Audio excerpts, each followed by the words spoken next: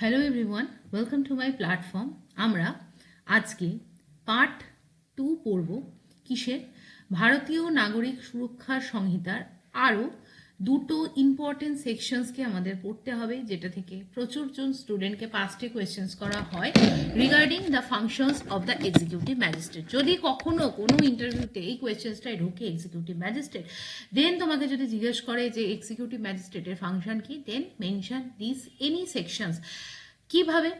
সেখানে unlawful assembly, অর্থাৎ যেটা অবৈধ বা অনৈতিক জমায়েত, সমবেত যে জমায়েত সেটাকেই বলা হয় assembly.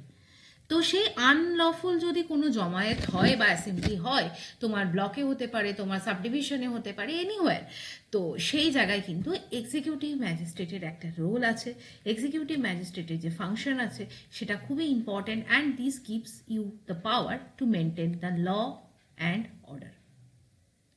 Now, let's see what are the sections of the Bharatiya Nagarik Surakha Samhita. Sectionsটা চেঞ্জ হয়েছে from the CRPC. আমরা সেকশনটাকে ইন ডিটেলস রিড করব ফ্রম মাই পার্সোনাল বুক, সিআরপিসির বই, যেটা তোমাদেরও পড়তে হবে if you get selected into the civil service and WBCS executive cadre. সেক্ষেত্রে তোমাদের ডিপার্টমেন্টাল এক্সাম হয়, সেখানে সিআরপিসি বর্তমানে ভারতীয় নাগরিক সুরক্ষা সংহিতার ওপর পরীক্ষা দিতে হয়। সেই বইটা থেকে আমি তোমাদের সিআরপিসি সেকশনটা রিড করব, বাট পরীক্ষায় বিএনএসএস এর সেকশনটা মেনশন করবে। নাও, পরীক্ষায় তোমাদের যদি বলা হয় যে কোন সেকশনে তোমরা আনলফুল অ্যাসেম্বলিকে ডিসবার্স করার ক্ষমতা রাখো, that section will be 148 as per ভারতীয় নাগরিক সুরক্ষা সংহিতা। এটা চেঞ্জ হয়ে গেছে, রাইট? নাও, আনলফুল অ্যাসেম্বলি মানে কি? দেখো, এই সেকশনসটার মানে হচ্ছে dispersal of assembly by the use of civil force. Civil ফোর্সের মানে ইউজ করে তুমি কোনো আনলফুল অ্যাসেম্বলিকে বা এনি অ্যাসেম্বলি যেটা কিন্তু পাবলিক পিসকে ডিস্টার্ব করছে, সেটাকে তুমি কি করতে পারো? সেটাকে তুমি ডিসবার্স করতে পারো।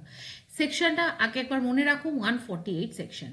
নেক্সট সেকশন আর একটা ইম্পর্টেন্ট সেকশন 149, যেটা সিআরপিসিতে 130 সেকশনে কভার্ড হতো ইন দ্য সিআরপিসি, এবং বর্তমানে ভারতীয় নাগরিক সুরক্ষা সংহিতায় সেই সেকশনটা হচ্ছে 149। কি? Use of arm force to disperse assembly. তাহলে এখান থেকে আমরা দুটো সেকশন শিখলাম। সেকশন 148, যেটা আগে সিআরপিসির রেসপেক্টে ছিল সেকশন 129, আর এখন আর একটা শিখলাম সেকশন 149, যেটা সিআরপিসির রেসপেক্টে ছিল 130। তাহলে এটা ছিল সিআরপিসিতে, and this is in the BNSS. কি আছে অ্যাকচুয়ালি? যে কোনো অ্যাসেম্বলিকে ম্যানেজ করতে হবে। যদি সিভিল ফোর্স ইউজ করা হয় সেটা কভার হয় 148-এ। যদি আর্ম ফোর্সকে লাগাতে হয়, আর্ম ফোর্সকে ফিল্ডে নামাতে হয়, তখন ইউজ হয় 149। Now let's read the article in details. So এই রেসপেক্টে আমি তোমাদেরকে আমার যে বইটা সিআরপিসির বই, সেখানের সেকশনসটাকে রিড করাবো যাতে বুঝতে সুবিধা হয়। মার্ক করা আছে 129 পড়ার দরকার নেই, জাস্ট মনে রেখো। আর 130, এই দুটো সেকশনসকে আমরা রিড করব। আমরা বাই লাইন রিড করব, রেদার আমরা বিএনএসএস এর কোনটা পড়ছি, 148 অ্যান্ড 149 পড়ছি। আনলফুল অ্যাসেম্বলি কি বলছে দেখো? ডিসপার্সাল করা মানে সেগুলোকে সরিয়ে দেয়া of the assembly by use of civil force. কি?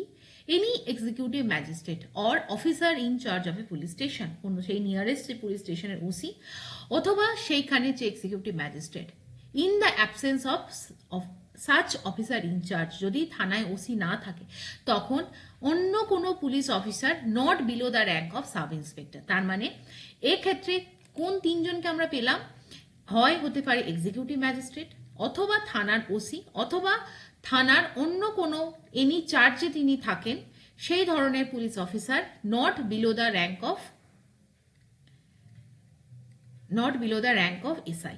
ঠিক সাব ইন্সপেক্টরের ওপরে থাকা কোনো চার্জে থাকা কোনো পুলিশ, ওসি অথবা এক্সিকিউটিভ ম্যাজিস্ট্রেট। ওকে, নাও মে কমান্ড এনি আনলফুল অ্যাসেম্বলি, কোনো পাবলিক জমায়েত যেটা আনলফুল সেটা, অথবা অথবা অর এনি অ্যাসেম্বলি, যে কোনো একটা assembly of 5 or more people, minimum 5 জন অথবা 5-এর অধিক কোনো একটা পাবলিক যদি অ্যাসেম্বলি হয় যেটা which is likely to cause a disturbance of the public peace, সাধারণ মানুষের যে শান্তি সেটাকে বিঘ্নিত করতে পারে, সেক্ষেত্রে এক্সিকিউটিভ ম্যাজিস্ট্রেট কি করতে পারে? Executive magistrate may command to disperse and it shall thereupon the duty of the members of such assembly to disperse accordingly. Now practically কি হয় দেখো, তো it is a very মানে এমন একটা সার্ভিস যেখানে তোমাকে সবকিছু শেখাবে, like when you are going for the training of the police academy, state police academy যেটাকে বলা হয় স্বামী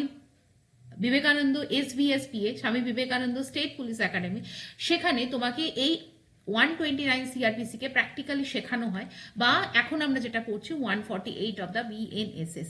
অ্যাকচুয়ালি কি বলা হলো, তাহলে এক্সিকিউটিভ ম্যাজিস্ট্রেট, জেনারেলি এটা এক্সিকিউটিভ ম্যাজিস্ট্রেটই করে। ধরো এখানে একটা পাবলিক গ্যাদারিংস হয়ে আছে, মানুষ লাঠি ছুটছে, ইট পাটকেল ছুটছে, তোমার ব্লকেই হয়েছে, দেন তোমার এটা ফার্স্ট ডিউটি সেকশন 148 সাবসেকশন 1-এ যে এই গ্যাদারিংসকে তুমি বলবে, অর্ডার দেবে, মাইকিং করবে যে আপনাদেরকে বলা হচ্ছে আপনারা সরে যান। সো এটা বলার পর এটা তাদের ডিউটি, দেখো ডিউটি আপন দ্য পাবলিক, তারা যাতে সরে যায়, এটাই এই ফার্স্ট আর্টিকেলে লেখা আছে যে executive magistrate may command any unlawful assembly or assembly of 5 people or more people যেটা ডিস্টারবেন্স করতে পারে পাবলিক পিসকে, সেক্ষেত্রে এক্সিকিউটিভ ম্যাজিস্ট্রেট অর্ডার দেবে to disperse them and it shall be the duty upon the members to disperse accordingly. এটা তাদের উপর দায়িত্ব বর্তায় যে তারা সরে যাবে আর কোনো ডিস্টারবেন্স করবে না। নেক্সট সাবসেকশন 2, যদি দেখা যায় আফটার বিং কমান্ডেড, তুমি কমান্ড করলে, তুমি কনস্ট্যান্টলি মাইকিং করেছো যে আপনারা সরে যান, এরকম ঝামেলা করবেন না, আমরা properly law and order maintain করবো, so and so, after duly informed, তুমি যদি দেখো any such assembly does not disperse, তারা সরলো না, or without being so commanded, তোমার কথা শোনার পর, তুমি কমান্ড দেওয়ার পরও it conducts itself in such a manner, তারা এমনভাবে ব্যবহার করছে, তারা কনস্ট্যান্টলি এমনভাবে বিহেভ করছে যেটা কিন্তু ইট ইজ মানে সেটা থ্রু দিয়ে এটা বোঝা যাচ্ছে যে তারা কিন্তু ডিসপার্স হবে না, সেক্ষেত্রে নেক্সট কেসে any executive magistrate or the police officer যারা সাবসেকশন 1-এ মেনশন ছিল, তারা কি করবে, may proceed to disperse such assembly by force. Then তার মানে কি হলো, এইখানে যখন তুমি মাইকিং করলে পাবলিক সরলো না, তুমি রিপিটেটিভলি মাইকিং করেছো, রিপিটেটিভলি তাদের ইনফর্ম করেছো পাবলিককে যে তোমরা সরে যাও, আপনারা সরে যান, দেন তারা অ্যাডামেন্ট, তারা সরবে না, তারা কিন্তু ওখানেই দাঁড়িয়ে আছে, ওখানেই ধর্ণা করছে, ওখানেই জিনিসপত্র ভাঙাভাঙি করছে, ইট পাটকেল ছুটছে, যেটা হয় প্র্যাকটিক্যালি, দেন এক্সিকিউটিভ ম্যাজিস্ট্রেট যদি মনে করে এটা তোমার রেসপন্সিবিলিটি যে এখানে এবার সিভিল ফোর্স নামাতে হবে, তখন কোন সেকশন আসবে, 148 সাবসেকশন 2। নাও 148 সাবসেকশন 2-তে কি বলা হচ্ছে, নাও সিভিল ফোর্স তুমি ইউজ করবে and May require the assistance of any male person not being an officer or member of the armed force or acting as such for the purpose of dispersing such assembly and if necessary arresting and confining the person who form part of it। অর্থাৎ in a nutshell বলা হয়েছে তুমি তখন civil ফোর্সকে use করতে পারো, দরকার হলে কাউকে অ্যারেস্ট করতে পারো, কনফাইন করতে পারো, এবং সেক্ষেত্রে কিন্তু তুমি তাকে পানিশ করতে পারো অ্যাজ পার দ্য ল। বোঝাতে পারলাম? এরপর চলে এসো সেকশন 130, যেটা ভারতীয় নাগরিক সুরক্ষা সংহিতায় 149 সেকশনে কভার হচ্ছে, তাই ঠিক দেখো এই সেকশনটা আমরা পড়বো, 149 সেকশনটা পড়বো, যেখানে আর্ম ফোর্সকে ইউজ করতে হবে টু ডিসপার্স দ্য অ্যাসেম্বলি বা আনলফুল অ্যাসেম্বলি। এটা একটা ছোট আর্টিকেল, জাস্ট একবার রিড করো যে if any such assembly can not be otherwise dispersed, এই সিভিল ফোর্স ইউজ করার পরও, তাদের সঙ্গে সিভিল ফোর্স ইউজ করার পরও, মানে সিভিল ফোর্স কিন্তু মানে গোলাগুলি এটা নয়, সিভিল ফোর্স মানে তুমি অ্যাটলিস্ট মানে লাঠি দিয়ে কিছুটা মারলে, this is kind of civil force, but তারপরেও যদি তোমার মনে হয় এদেরকে ডিসপার্স করা যাচ্ছে না, the mob is getting violent, ঠিক আছে, তারা ভাঙচুর করছে, আগুন জ্বালিয়ে দিচ্ছে, সেই ক্ষেত্রে কিন্তু দেখা যায় পাবলিক সিকিউরিটিকে মেনটেন করার জন্য, পাবলিক সিকিউরিটিকে প্রোটেকশন দেওয়ার জন্য তাদেরকে ডিসপার্স করতে হবেই হবে। Then executive magistrate of the highest rank, ওইখানে যারা এক্সিকিউটিভ ম্যাজিস্ট্রেট প্রেজেন্ট থাকবে তাদের মধ্যে হাইয়েস্ট র্যাঙ্ক, লাইক সেখানে ধরো বিডিও গেছে, তুমি এসডিওকে ফোন করেছো, এসডিও এসছে, দেন অ্যাজ এন হাইয়েস্ট র্যাঙ্ক বিডিওর ওপরে এসডিও থাকে, দেন এসডিও কিন্তু অর্ডার দেবে।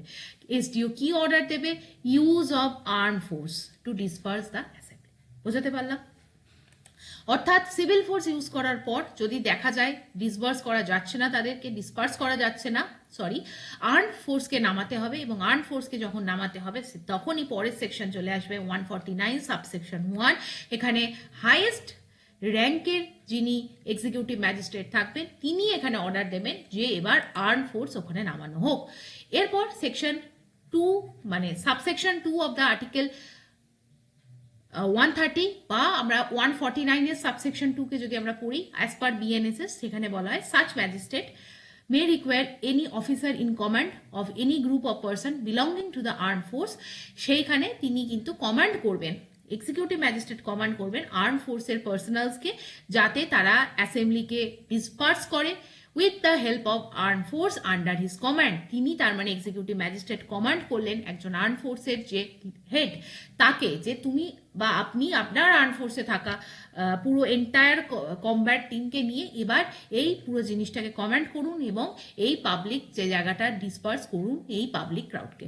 দেন যদি মনে হয় আপনি অ্যারেস্ট করতে পারেন, কনফাইন করতে পারেন যারা এই আনলফুল অ্যাসেম্বলির পার্ট, এবং এক্ষেত্রে যখন ম্যাজিস্ট্রেট ডিরেকশন দেবে সেক্ষেত্রে as per the direction of the magistrate ওই আর্ম ফোর্সের অফিসার ইফ নেসেসারি তাকে অ্যারেস্ট করতে পারে, কনফাইন করতে পারে এবং পানিশ করতে পারে অ্যাজ পার ল।